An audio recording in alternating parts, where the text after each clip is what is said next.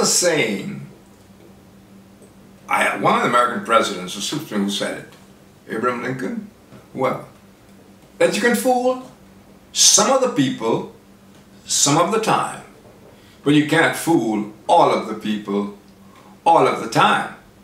Well, I suppose nobody knew St. Lucia existed at that time, and they had not met us St. Lucians at that time. So we are irrelevant as far as that statement's truth, that statement's validity is concerned. You can fool some of the people some of the time, but not all of the people all of the time. If you're fooling 90% of the people all of the time, you're fooling all the people all of the time. It's as simple as that. And here's some evidence of that. I mean, politicians in this country have been taking people for a ride for so long. And if anybody brings it up, the mortal sins of the politicians, which is a sin in its own realm. And mortal sin tells you I'm a Catholic, right? The mortal sins of these unforgivable sins of these politicians. Fooling the poorest people, because that's 90% of the people are poor. Just keep on fooling them.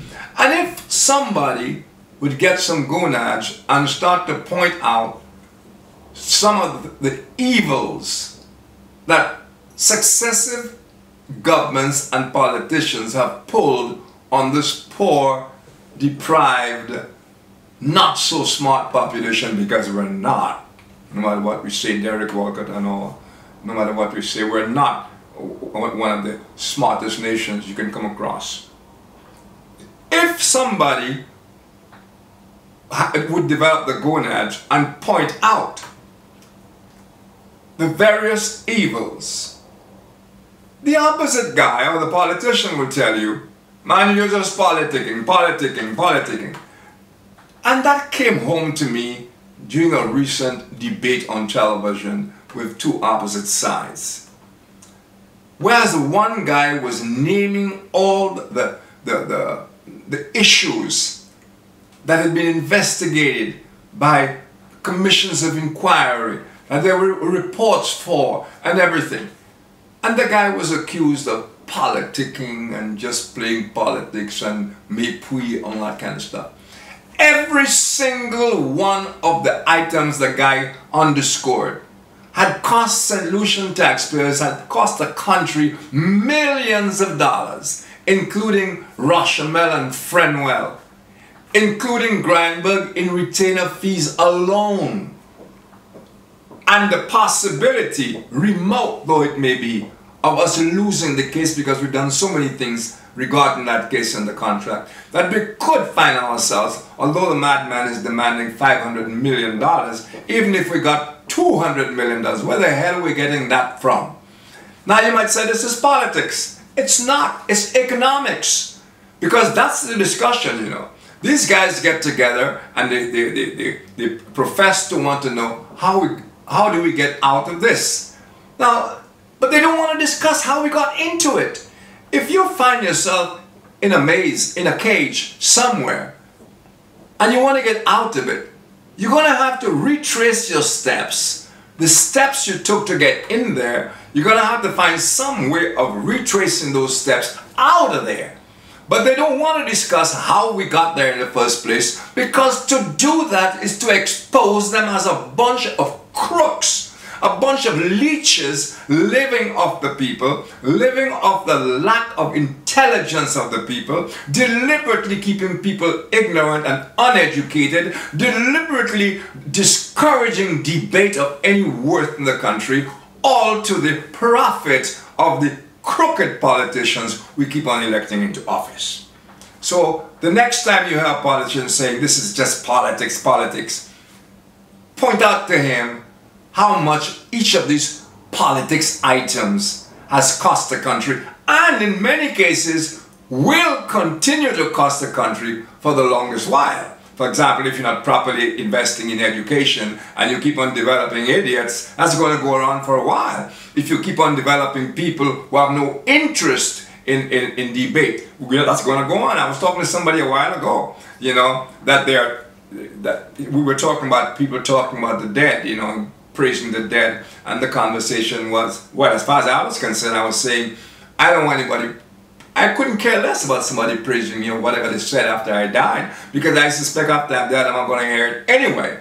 And I equated that with the other walking dead that we have in this country, people who don't know what's happening around them, people who don't know what Kenny said last night, people who don't listen to the programs. Me, I don't trust these politicians. All of them are liars, whatnot. So I'm walking around like a dummy. In other words, like a dead person. So people without information are as much dead as the people in the coffins. And now I want to play you a little tape that underscores the arrogance of our politicians. This issue has run its life. It is now a dead issue as far as I'm concerned. I sympathize with the family and the residents of Mount Lacroix over the loss of the young man. The circumstances surrounding the death are not fully established to the extent that irrefutable evidence can be provided as to one way or the other. But what I want to see is a certain level of professionalism among all health practitioners in St. Lucia. This is Mr. Harold Dalsan, a former school principal, I'm told. I don't know if that's true, but I can tell you, as far as I'm concerned, he's just about the ugliest parliamentarian we ever had. And I say ugly not only for his looks, but for the sentiments he just expressed there. This is a dead issue.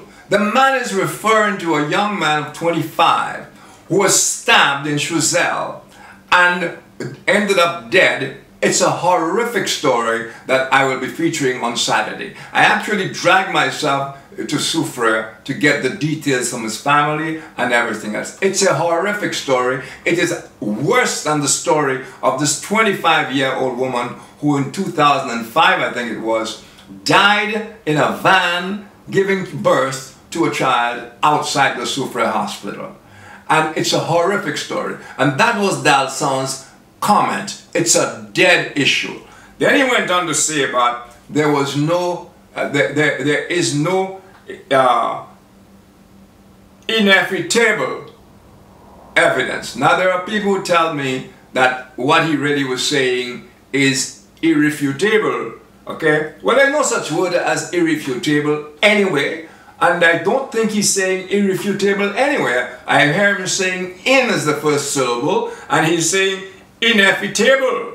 Okay? Well, whether he's saying inevitable or irrefutable, it just shows how dumb Harold Dalsan is. Not only dumb, it goes with the ugliness of the situation. No respect whatsoever for life in this country. And you can either endorse that with your silence and say all these fellas are a waste of time, or you can rise and do something about it. And that kind of stuff that Dalsan talks about involves doctors, covering up for doctors. It involves hospitals treating people like pigs, have no respect for life, hospitals with no medicine.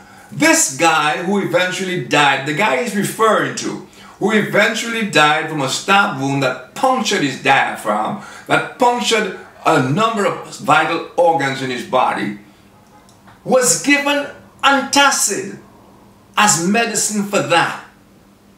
Antacid for indigestion? Solutions. Don't just wake up. Rise up.